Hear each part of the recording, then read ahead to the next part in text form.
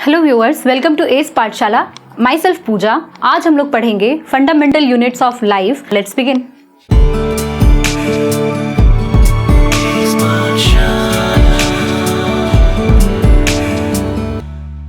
Basic कैसा दिखता है, मतलब बेसिकली अगर हम कभी सेल को देख रहे हैं तो वो कैसा दिखेगा।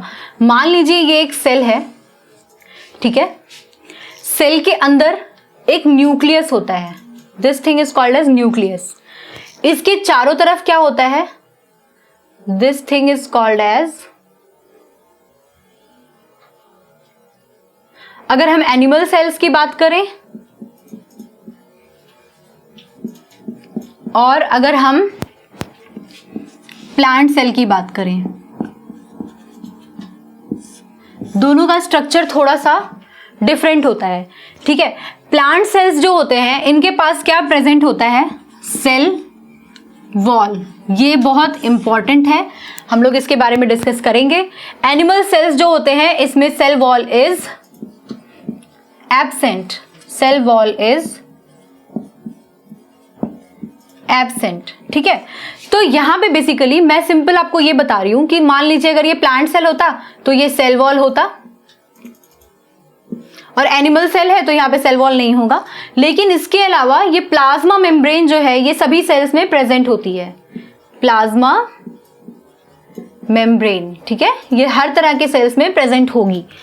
इसके अलावा यहाँ पे ये जो चीज है इसको हम मान लीजिए न्यूक्लियस बोल रहे हैं, ठीक है। और besides all these things there are certain types of organelles जो यहाँ पे सेल्स के अंदर क्या होते हैं? प्रेजेंट होते हैं। जैसे कि माइटोकॉन्ड्रिया हो गया, एंडोप्लाज्मिक रेटिकुलम हो गया, गोल्जी बॉडीज हो गई, लाइसोसोम्स हो गए। प्लांट सेल है तो उसमें एक बहुत बड़ा सा वैक्यूल प्रेजेंट होगा, तो वो सब हम डिस्कस करेंगे। और ये जो सब्सटेंस है ना, दिस इज फ्लूइड सब्सटेंस। ये जो फ्लूइड सब्सटेंस है इसको हम बोलते हैं यहाँ पे साइटोप्लाज्म, ठीक है। तो ये बेसिकली एक बहुत ही बेसिक सा स्ट्रक्चर है सेल का। और ये जो न्यूक्लियस है ना, न्यूक्लियस के अंदर आपके पास प्रेजेंट होता है यहाँ पे क्रोमोसोम्स, ठीक है। This thing is called as, this will be called as chromosomes, ठीक है। क्रोमोटर्म का मतलब होता है कलर्ड और जोम का मतलब होता है थ्रेड। तो these are thread like, colored thread like structures and that's why they are called as chromosomes। Basically ये colored होते नहीं हैं in general, मतलब अगर बॉडी में देखें तो ऐसा नहीं है कि वो कोई कलरफुल चीज दिखाई दे रही होती है। उसका एक टर्मिनोलॉजी अपने कलर एब्जॉर्बिंग कैपेसिटी के बेसिस पे दिया गया है। तो let's not discuss and not go into that depth. अभी हम लोग डिस्कस करेंगे कि ये जो क्रोमोसोम्स हैं ये क्या करते हैं, ये डीएनए कहाँ प्रेजेंट होता है, कौन कैरी करता है न्यूक्लिक एसिड्स, उन सब चीजों के बारे में, ठीक है। तो ये जो क्रोमोसोम्स होते हैं ना, ये क्रोमोसोम्स कुछ जब सेल डिवीजन के स्टेट में होता है तो क्रोमोसोम्स कुछ इस तरह के दिखाई देते हैं, ठीक है। तो क्रोमोसोम्स के ऊपर, यानी क्रोमोसोम्स किससे बने हुए हैं? डीएनए से। इनके पास क्या है? डीएनए है। डीएनए क्या होता है? जेनेटिक मटेरियल होता है, ठीक है। जेनेटिक मटेरियल बोलते हैं इसको हम। DNA is also called as,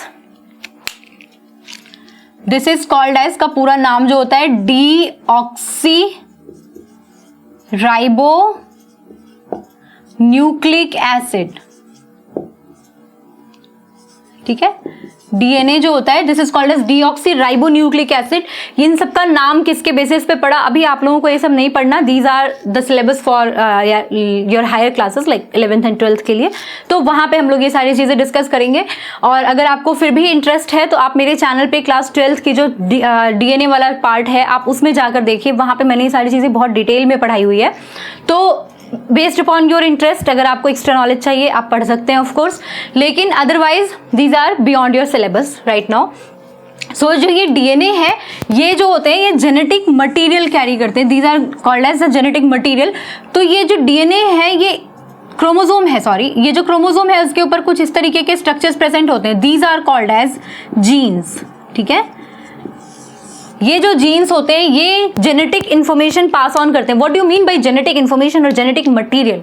genetic information का मतलब हो गया, जैसे हमने अभी भी डिस्कस किया था ना कि यहाँ पे n नंबर ऑफ सेल है और यहाँ पे भी n नंबर ऑफ सेल है, ये एग है और ये स्पर्म है। तो एग कहाँ से आएगा? ऑफ कोर्स मदर से, है ना। तो एग तो मदर से ही आएगा और स्पर्म कहाँ से आएगा, फादर से। तो हम क्या बोल रहे थे कि ये दोनों जब फ्यूज करते हैं तो 2n बना देता है और ये बना देता है जाइगोट आफ्टर फर्टिलाइजेशन, है ना। तो ये जो जाइगोट है इसमें आधा जो जेनेटिक मटेरियल है, what do you mean bye n जो है ये क्रोमोसोम की बात कर रहे हैं। तो ये जो क्रोमोसोम है ये आधा मदर से आया है, आधा यहाँ फादर से आया है। तो ये दोनों मिलकर के जब बनाते हैं तो जाइगोट बनाते हैं। आपने कई बार सुना होगा कि अच्छा ये अपनी मम्मी जैसा दिखता है, अच्छा ये अपने पापा जैसा दिखते हैं। तो इट मीन्स कि हम कहीं ना कहीं रिजेंबल करते हैं अपने पेरेंट्स के साथ, अपने सिबलिंग्स के साथ। क्यों? क्योंकि हम half of the genetic material अपने पेरेंट्स से कैरी करते हैं। वो जेनेटिक मटेरियल कैसे पास ऑन होता है? In the form of chromosomes. और वो जो क्रोमोसोम्स होते हैं they carry DNA, and DNA में जो होता है ये जो शॉर्ट स्ट्रेचेस होते हैं, जो फंक्शनल यूनिट्स होती है डीएनए की, they are called as genes. जैसे आपकी आई का कलर अगर ब्लैक है या ब्राउन है, हो सकता है आपके घर में किसी की आई का कलर ब्राउन हो, and that's why you are carrying that brown eye colour. तो वो जो ब्राउन आई कलर है वो कहाँ से आ रहा है? वो जीन्स की वजह से आ रहा है। ये जो जीन्स है इनकी वजह से आ रहा है। जीन्स कहाँ प्रेजेंट है? क्रोमोसोम्स के ऊपर प्रेजेंट है। क्रोमोसोम्स कहाँ से आया? हाफ फादर से, हाफ मदर से। तो that's how n number of, यानी half number of chromosome father से आ गया, half number of chromosome mother से आ गया। तो हर सेल के पास एक जेनेटिक इंफॉर्मेशन होती है, वो कहाँ प्रेजेंट होती है? न्यूक्लियस के अंदर। तो आप समझ सकते हैं कि न्यूक्लियस कितना इंपॉर्टेंट पार्ट है किसी भी सेल का, चाहे वो प्लांट हो चाहे वो एनिमल हो। Okay, now let's discuss and let's talk about different types of organisms. तो based on the type of cell, दो टाइप के सेल्स आपको मिलते हैं, दो टाइप के ऑर्गेनिजम्स आपको मिलेंगे। These are called as prokaryotic cells and eukaryotic cells, ठीक है। Okay, let's differentiate in between the two because both this question is really important. This is one of the important, this is from one of the important questions basically. तो prokaryotic cells and eukaryotic cells, the term itself explains pro का मतलब होता है primitive and carry-on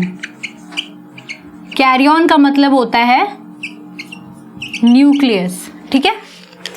वैसे ही यहाँ पे है तो इसका है यू का मतलब होता है ट्रू और वेल और गुड, राइट। और कैरी ऑन का मतलब अगेन यहाँ पे न्यूक्लियस से ही है। तो यहाँ पे इस टर्म के अंदर ही इसका मीनिंग छुपा हुआ है। प्रोकैरियोटिक यानी कि primitive nucleus and true nucleus, ठीक है। What do you mean by here primitive nucleus and true nucleus? Basically जब आप यहाँ पे सेल्स की बात करते हैं ना, तो इनके पास ये जो प्रिमिटिव सेल्स हैं, इनके पास इनका जो न्यूक्लियस है ना, this is not a membrane bound. इसको पहले हम यहाँ समझते हैं। मान लीजिए एक सेल है और ये एक न्यूक्लियस है, ठीक है। तो इसका न्यूक्लियस क्या है? वेल डिफाइंड है ना। दैट मीन्स कि इनका न्यूक्लियस जो है वेल डिफाइंड न्यूक्लियस है। क्यों बोल रहे हैं वेल डिफाइंड न्यूक्लियस? क्योंकि न्यूक्लियस के चारों तरफ न्यूक्लियर मेम्ब्रेन प्रेजेंट है, ठीक है। न्यूक्लियर मेम्ब्रेन भी दो होती है, आउटर एंड इनर, ठीक है। तो यहाँ पे न्यूक्लियस जो है वो पूरा वेल डिफाइंड है। इसके चारों तरफ मेम्ब्रेन प्रेजेंट है, ये अच्छे से आप देख सकते हैं। लेकिन यहाँ पे क्या होता है? यहाँ पे न्यूक्लियस जो होता है ना, वो वेल डिफाइंड स्ट्रक्चर्स नहीं होते हैं, इसलिए हम इसको न्यूक्लियस बोलते भी नहीं है, इसको हम बोलते भी न्यूक्लियोइड हैं, ठीक है। This is really important. इसको हम न्यूक्लियोइड बोलते हैं और इसको हम बेसिकली न्यूक्लियस बोलते हैं। यहाँ पे क्या होता है? यहाँ पे डीएनए जो है वो हिस्टोन और अदर प्रोटीन से बना हुआ होता है। तो वो जो प्रोटीन्स और हिस्टोन्स होते हैं ना, वो बहुत अच्छे से यहाँ पे उनको कंपैक्ट करके रखते हैं।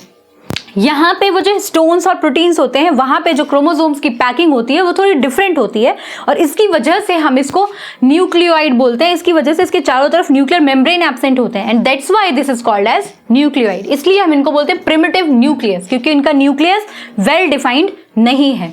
इनका न्यूक्लियस वेल डिफाइंड है क्योंकि इनके चारों तरफ मेम्ब्रेनस स्ट्रक्चर्स प्रेजेंट हैं। इसमें यानी हम ये लिख देते हैं well defined nucleus is absent, this is important, और well defined nucleus is present, this is also important, इसलिए हम इनको ट्रू और इनको प्रिमिटिव बोल रहे हैं। Okay, next thing is size. इनका जो साइज होता है 1 to 10 माइक्रोमीटर होता है, ठीक है, और इनका जो साइज होता है वो 5 to 100 माइक्रोमीटर होता है। यानी ये वाले जो सेल्स हैं ये थोड़े बड़े होते हैं इनके कंपैरिजन में, ठीक है। 1 micrometre is equals to 10 to the power -6 metres, ठीक है, ठीक है। तो ये जो है इनका साइज भी वेरी करता है। Next thing is membrane bound organelles. Membrane bound organelles are absent। और इसमें क्या होता है, मेम्ब्रेन बाउंड ऑर्गेनल्स जो होते हैं, मेम्ब्रेन बाउंड ऑर्गेनल्स जो होते हैं वो प्रेजेंट होते हैं। इट मीन्स यहाँ पे membrane bound organelles are absent and here membrane bound organelles are present. What do you mean by this term? Basically this term means कि यहाँ पे सेल्स में हमने क्या बात की थी कि सेल जो है एज अ होल पूरा फंक्शन परफॉर्म कर सकता है, ठीक है। तो सेल एज अ होल जब फंक्शन परफॉर्म करेगा तो उसको और भी चीजें चाहिए होती हैं। तो वो जो चीजें चाहिए होती हैं वो इसके अंदर ही प्रेजेंट होता है। मान लीजिए यहाँ पे एंडोप्लाज्मिक रेटिकुलम है, ये ऐसे करके गोल्जी बॉडीज बने हुए हैं। तो ये जो ऑर्गेनल्स हैं ये मेम्ब्रेन बाउंड नहीं है, यानी कि ऑर्गेनल्स भी जो हैं ये हर तरह और सारे ऑर्गेनल्स नहीं प्रेजेंट होते हैं।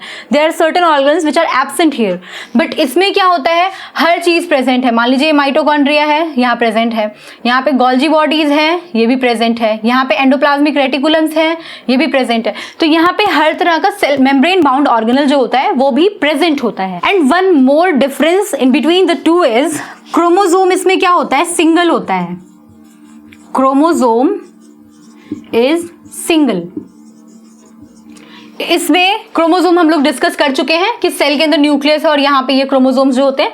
तो ये जो क्रोमोसोम्स हैं ये यहाँ पे सिंगल है, एक ही सिंगल क्रोमोसोम जो है ये यहाँ पे न्यूक्लियोइड बना रहा है। वो ठीक से उस तरीके से पैकेजिंग नहीं होती है उनकी जिस तरीके की इसमें पैकेजिंग होती है। तो ये सारी चीजें एक्चुअली 12th क्लास का सिलेबस है। तो वो जो पैकेजिंग ऑफ डीएनए है ये मेरा एक वीडियो है 12th क्लास का, अगर आपको इंटरेस्ट है आप वो वीडियो भी देख सकते हैं।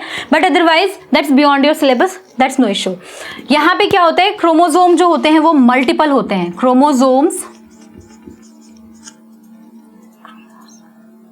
क्रोमोसोम्स आर मल्टीपल, ठीक है। तो ये बेसिक डिफरेंसेस होते हैं prokaryotic cells and eukaryotic cells में। प्रोकैरियोटिक सेल्स के एग्जांपल्स जो होते हैं वो जैसे प्रिमिटिव सेल्स जो होते हैं, यूनिसेलुलर ऑर्गेनिजम्स जैसे कि अमीबा हो गया, वो एक प्रोकैरियोटिक सेल है। अदरवाइज अगर हम यूकैरियोटिक सेल्स की बात करें, ह्यूमन हो गई, बर्ड हो गई, कोई भी मैमल हो गया, जितने भी आपके एडवांस्ड ऑर्गेनिजम्स हैं, all those belongs to eukaryotic organisms. There are two type of organisms also, unicellular and multicellular।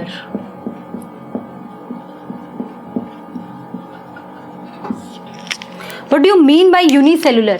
यहां पे भी आप देखिए, यहां पे भी टर्म के अंदर ही इनका मीनिंग है। यूनि का मतलब क्या होता है, सिंगल, है ना, और सेल्यूलर, सेल्यूलर का मतलब हो गया सेल, और यहां पे मल्टी, ऑफ कोर्स मल्टी का मतलब हो गया मोर नंबर और मल्टीपल, है ना, और सेल्यूलर का मतलब हो गया सेल, है ना। तो दैट मीन्स कि इस टर्म में भी आपको मीनिंग समझ आ गया। यूनिसेलुलर हो गए जो सिंगल सेल्ड ऑर्गेनिजम्स हैं, एंड मल्टी सेलुलर ऑर्गेनिजम्स हो गए जिनमें more than one cells present है।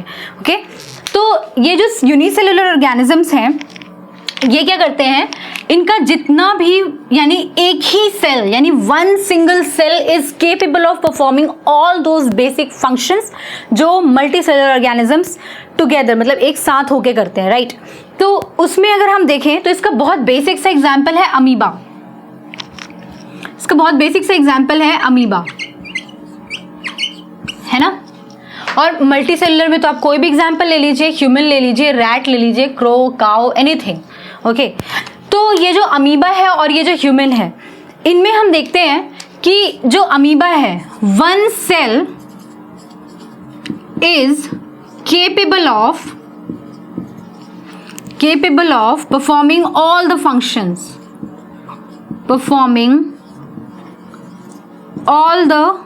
functions, ठीक है। और यहां पे क्या होता है, डिविजन ऑफ लेबर, है ना, यहां पे डिविजन ऑफ लेबर है।